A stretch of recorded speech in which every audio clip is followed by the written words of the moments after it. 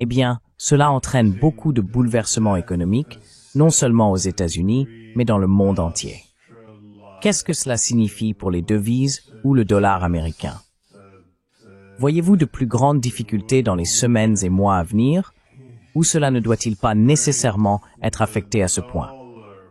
Encore une fois, je sais que l'idée de réduire le déficit et de réindustrialiser suggérerait que cela ne ferait que renforcer le dollar.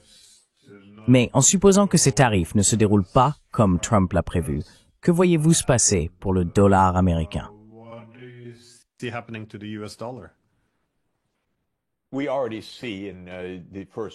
Nous voyons déjà dans les premiers jours que l'effet habituel de valeur refuge du dollar, où en période d'insécurité les gens se ruent vers le dollar, ne se produit pas actuellement. C'est le contraire qui se produit. Les gens quittent le dollar s'affaiblit. Je pense que la confiance dans l'économie américaine, la confiance dans le leadership politique américain et la confiance dans le dollar ont toutes été affaiblies par les événements de la semaine dernière. En général, j'ai soutenu que la prééminence du dollar dans le système international va de toute façon décliner de manière significative au cours des 10 prochaines années. Tout comme nous sommes passés à un monde multipolaire, nous nous dirigeons, je crois, vers un monde multi-devises.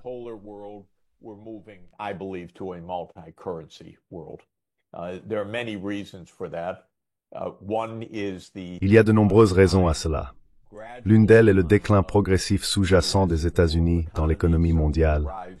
La montée de la Chine, de l'Inde et d'autres nations signifie que le poids des États-Unis dans le système mondial diminue. Et cela signifie que le poids du dollar tendrait également à diminuer. Une deuxième raison est technologique. Le système de paiement basé sur le dollar américain est spécifiquement un système interbancaire qui est en fait assez dépassé. C'est le système SWIFT. Ce n'est en aucun cas une technologie de pointe. Et l'idée de passer à un système de monnaie numérique basé sur une banque centrale est susceptible de se concrétiser simplement en raison du changement technologique.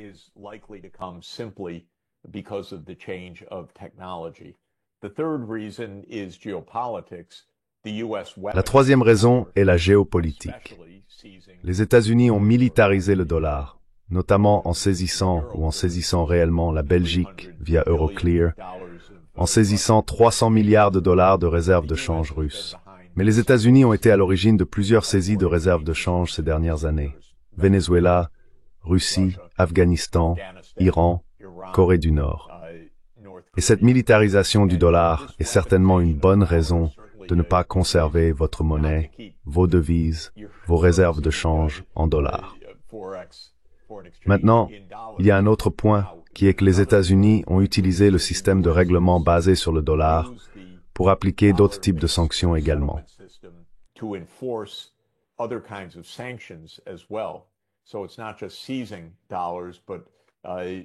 Ce n'est donc pas seulement la saisie de dollars, mais les sanctions secondaires où les États-Unis disent à des pays tiers « ne commercez pas avec la Russie », par exemple, qui sont appliquées par le système SWIFT. En d'autres termes, si une banque dans un pays tiers fait des affaires avec une entité russe, cette banque est alors punie ou potentiellement sanctionnée en ce qui concerne son accès au système de règlement interbancaire en dollars. Cela incite également les pays des BRICS à passer à des règlements non libellés en dollars. C'est un peu délicat. Ils doivent établir de nouvelles institutions, des banques spécialisées, par exemple, qui n'ont pas d'exposition au dollar, qui n'utilisent pas SWIFT, afin de ne pas être soumis à des sanctions.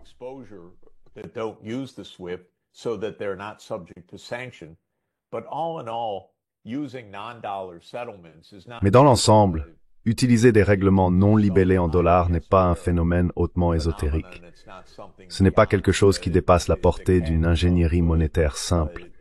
Et tout cela signifie que le dollar, à mon avis, jouera un rôle significativement moindre dans 10 ans. Maintenant, dire cela a aussi des ramifications géopolitiques, bien sûr, car les États-Unis ont bénéficié de plusieurs manières de la prééminence du dollar. La capacité d'emprunter à des taux d'intérêt bas et apparemment de manière inépuisable auprès du reste du monde en est un exemple. La capacité d'appliquer des sanctions et d'utiliser des pressions de politique étrangère en est une autre. Et ces deux capacités sont susceptibles de diminuer, sinon de disparaître.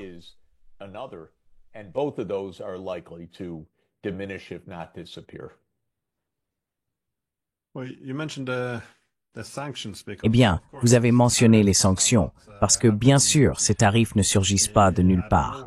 Cela s'ajoute à la coercition économique croissante. Maintenant, on peut dire que cela vise le secteur technologique chinois, mais aussi la légalisation du vol des fonds russes ainsi que des fonds souverains d'autres pays.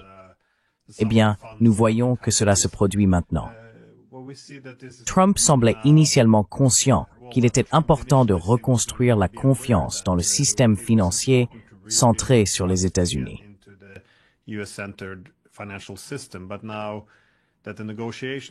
Mais maintenant que les négociations ne se déroulent pas aussi bien qu'il l'espérait en Ukraine, nous voyons l'administration Trump menacée de sanctions contre la Russie, y compris des sanctions secondaires, visant effectivement quiconque dans le monde qui commercerait avec la Russie. C'est assez sévère, étant donné que la Russie détient une part très importante dans le commerce international de l'énergie. Mais alors que la connectivité économique continue d'être militarisée, comment voyez-vous la Chine réagir à tout cela?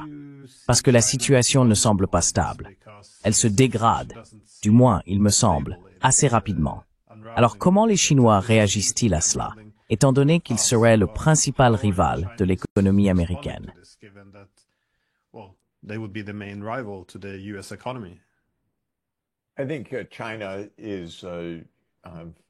Je pense que la Chine essaye de maintenir le système international.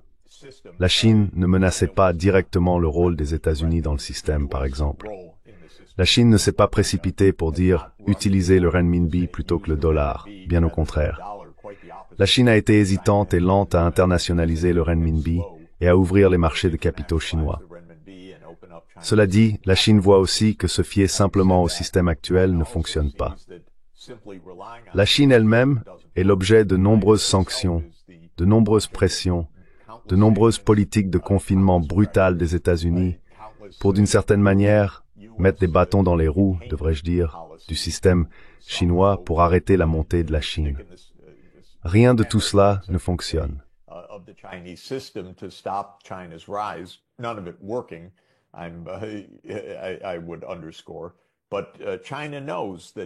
Je soulignerai que la Chine sait que le système actuel est un système hostile des États-Unis et non un système neutre. Ainsi, la Chine prend des mesures avec précaution dans son mode habituel à travers ses propres politiques nationales, en développant un renminbi numérique et en ouvrant progressivement les marchés de capitaux au reste du monde de manière très graduelle et méthodique. Elle prend également des mesures par le biais des BRICS pour développer des paiements non libellés en dollars, parce qu'elle sait que beaucoup des BRICS en ont absolument besoin, et que la Chine elle-même est vulnérable aux pressions américaines. La Chine a progressivement, non pas de manière spectaculaire, mais progressivement diversifié ses réserves de change en s'éloignant du dollar et en augmentant ses avoirs non libellés en dollars de diverses sortes.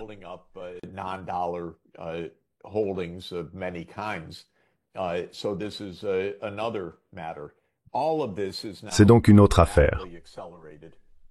Tout cela est maintenant dramatiquement accéléré par Trump. Trump étant surmultiplié dans l'ingérence américaine dans le système international. Et je pense que nous allons voir beaucoup de diplomatie dans les semaines à venir, ou peut-être ne pas la voir. Elle se déroulera en coulisses par la Chine et d'autres pour essayer de maintenir un environnement stable.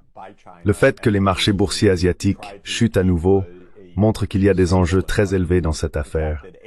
Et je ne pense pas que la Chine restera les bras croisés. Je pense qu'elle essaiera de développer des alternatives stabilisatrices.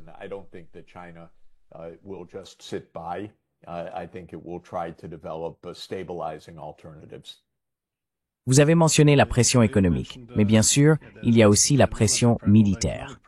Nous avons appris du New York Times à quel point les États-Unis ont été profondément impliqués dans la lutte militaire contre la Russie, surtout depuis 2022, mais aussi maintenant en menaçant de bombarder l'Iran, ainsi qu'en intensifiant la pression contre la Chine.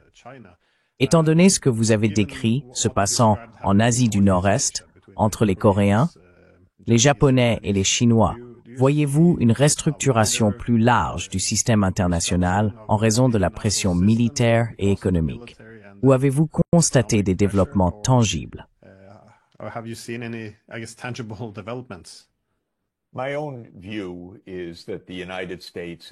Mon point de vue est que les États-Unis surestiment énormément leur position, que Biden et Trump ont tous deux des visions grossièrement exagérées du pouvoir américain.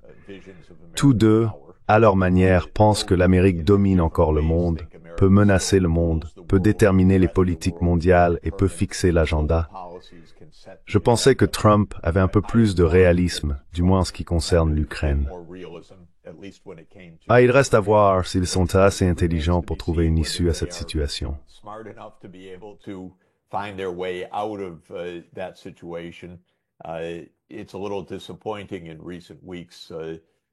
C'est un peu décevant ces dernières semaines que ce qui semblait commencer dans la bonne direction montre tous les signes typiques de la naïveté, de l'ignorance et du manque de compréhension de base des États-Unis sur ce qu'il faut faire.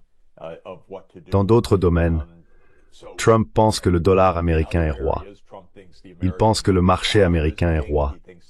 Il pense que le régime de sanctions est roi. Il pense qu'il peut avoir le Groenland, le Canada ou le Panama sur simple demande. En ce moment, il y a une grandiosité dans la pensée de Trump sur le pouvoir américain, ce qui est extrêmement dangereux parce que c'est délirant.